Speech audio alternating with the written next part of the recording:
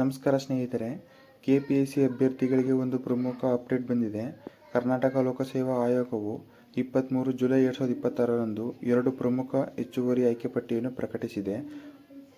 ಮೊದಲನೆಯದಾಗಿ ಪಂಚಾಯತ್ ಅಭಿವೃದ್ಧಿ ಅಧಿಕಾರಿ PDO ಹುದ್ದೆಗೆ ಹೆಚ್ಚುವರಿ ಆಯ್ಕೆ ಪಟ್ಟಿಯನ್ನು ಪ್ರಕಟಿಸಲಾಗಿದೆ.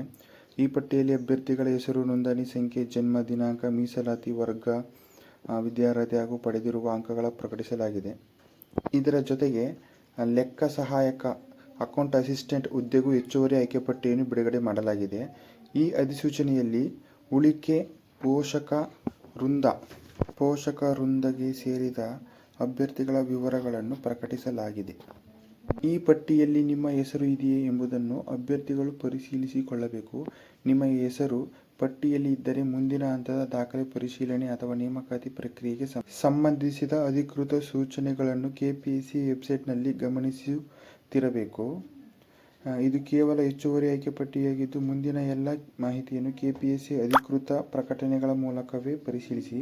ಇದಕ್ಕೆ ಸಂಬಂಧಿಸಿದ PDF ಲಿಂಕನ್ನು ಡಿಸ್ಕ್ರಿಪ್ಷನ್ನಲ್ಲಿ ಹಾಕಿರ್ತೀನಿ, ನೀವು ಹೋಗಿ ಚೆಕ್ ಮಾಡಬಹುದು. ಈ ಮಾಹಿತಿ ಉಪಯುಕ್ತವಾಗಿದ್ದರೆ ವಿಡಿಯೋವನ್ನು ಲೈಕ್ ಮಾಡಿ, ನಿಮ್ಮ ಸ್ನೇಹಿತರೊಂದಿಗೆ ಹಂಚಿಕೊಳ್ಳಿ ಹಾಗೂ ಇಂತಹ ಅಧಿಕೃತ ಉದ್ಯೋಗ ಮಾಹಿತಿಗಾಗಿ ನಮ್ಮ ಚಾನಲನ್ನು ಸಬ್ಸ್ಕ್ರೈಬ್ ಮಾಡಿ. ಧನ್ಯವಾದಗಳು.